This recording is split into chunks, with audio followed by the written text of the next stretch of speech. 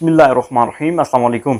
इमरान ख़ान का आज हकीकी आज़ादी मार्च अख्ताम पज़ीर हुआ और ये हकीकी आज़ाद आज मुल्क की तारीख़ का सबसे बड़ा इज्तिमा इसको कह सकते हैं, सियासी इज्तिमा।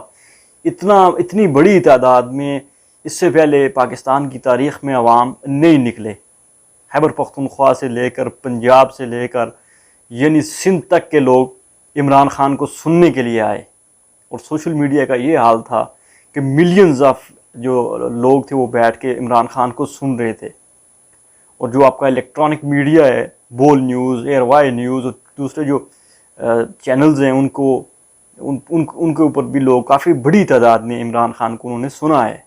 और ये तारीख़ की सबसे बड़ी यानी कि इज्तिमा इसको कह सकते हैं, सियासी बड़ा इज्तिमा। इससे पहले या किसी भी लीडर ने इतनी बड़ी तादाद में अपने लिए लोगों को निकलते हुए नहीं देखा है। हर तरफ से लोग ही लोग थे।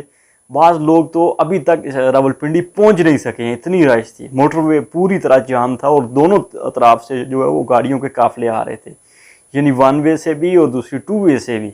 इतनी बड़ी तादाद में लोग निकले हैं और इमरान ख़ान ने जो सरप्राइज़ दिया है उस सरप्राइज़ ने पूरे पाकिस्तान की यानी कि सियासतदानों को हिला के रख दिया है। और बिलखुसूस जो PDM के डाकू थे, इनकी सफ़ों में जो है वो खलबली मच चुकी है कि इमरान ख़ान ने ये क्या कर दिया है।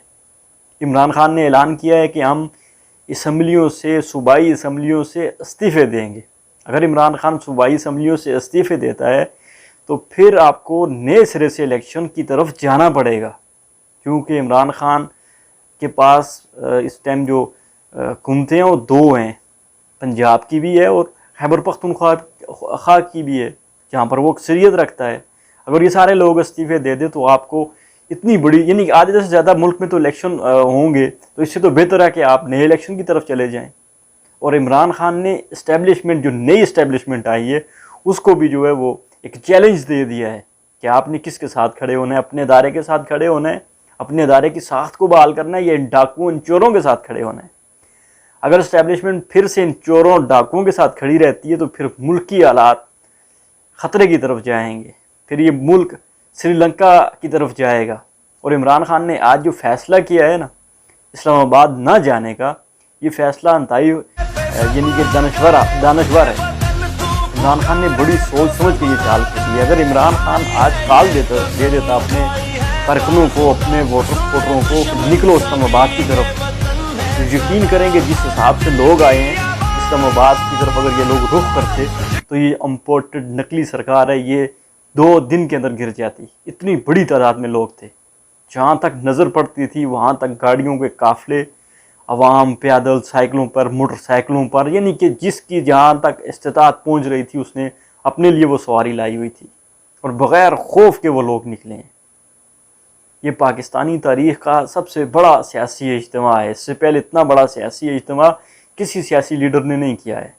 दूसरी तरफ नवाज शरीफ की अगर मैं बात करूं तो नवाज शरीफ आजकल सैल सपाटे पे निकले हुए हैं, यूरोप की सैल सपाटे कर रहे हैं, इटली के मुख्तलिफ शहर को वो घूम रहे हैं, फिर रहे हैं। कुछ लोग समझते हैं कि नवाज शरीफ लीडर है और बड़ा काबिल लीडर है और बड़े पाए का लीडर है।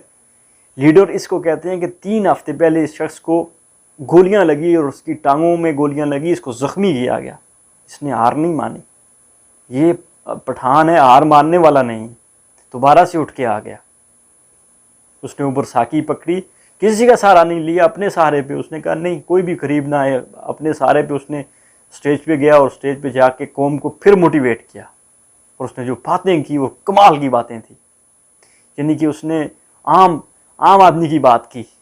इससे पहले पाकिस्तान में जितने भी लीडर आए हैं, किसी ने कहा मैं सड़क दूंगा, किसी ने कहा मैं मोटरवे बनाऊंगा, किसी ने कहा मैं ऑरेंज लाइन बनाऊंगा, किसी ने कहा मैं ग्रीन लाइन बनाऊंगा, किसी ने कहा मैं पर्पल लाइन बनाऊंगा। लेकिन इमरान ख़ान ने कौम की बात की, इमरान ख़ान ने खुददारी की बात की। इमरान ख़ान को अवाम क्यों पसंद करती है? क्योंकि वो कौम की बात करता है, वो आम शहरी की, आम पाकिस्तानी की बात करता है, वो रेडी बाम की बात करता है, वो यानी मज़दूर की बात करता है, मज़दूर के बुनियादी हकूक़ की बात करता है। और एक और बात जो इमरान ख़ान ने की, उसने कहा इस मुल्क का निज़ाम अदल कमज़ोर है, इसमें कोई दो राह नहीं है, इस मुल्क का निज़ाम इंतहाई बदबूदार है, अदल इंसाफ का निज़ाम इंतहाई गंदा है। जब तक इस निज़ाम को हम ठीक नहीं करेंगे بہتری نہیں آ سکتی ہے، تبدیلی نہیں آ سکتی ہے۔ عمران خان ایک ٹاپ کا لیڈر بھی ہے، ایک بڑی سیاسی جماعت کا وہ چیئرمین بھی ہے، اور وہ سابقہ وزیر اعظم پاکستان بھی رہ چکا ہے۔ اس کے اوپر حملہ ہوتا ہے اور اس کی ایف آئی آر درج نہیں ہوتی۔ اس نے کافی زور لگایا ایف آئی آر درج کرنے کے لیے، تب جا کے ایف آئی آر درج ہوئی۔ تو آپ حساب لگائیں کہ آپ یہ عام آدمی کے ساتھ کیا کرتے ہوں گے، یہ کسی غریب شخص کے ساتھ کیا کرتے ہوں گے، کیونکہ اس ملک کا المیہ بن چکا ہے کہ آپ کے پاس طاقت ہے تو قانون آپ کا۔ عمران خان اس گندے اور بدبودار ترین نظام سے نکلنا چاہتا ہے، اپنی عوام کو نکالنا چاہتا ہے۔ جب تک ملک میں قانون کی بالادستی نہیں ہوگی، خوشحالی نہیں آ سکتی ہے۔ خوشحالی کا تعلق قانون کی بالادستی ہے۔ میں آپ کو ایک سیدھی سی مثال دیتا ہوں جاپان کی۔ جاپان کے اوپر امریکہ نے اٹامک حملہ کیا، اس کے لوگ مر گئے، اس کے بعد وہ جاپان خودداری پہ کھڑا ہوا۔ جاپانی آج یعنی کہ اپنی خودداری کے لیے پوری دنیا میں پہچانے جاتے ہیں، اپنی ایمانداری پہ پوری دنیا میں جو ہے پہچانے جاتے ہیں، اور محنت کش قوم ہے۔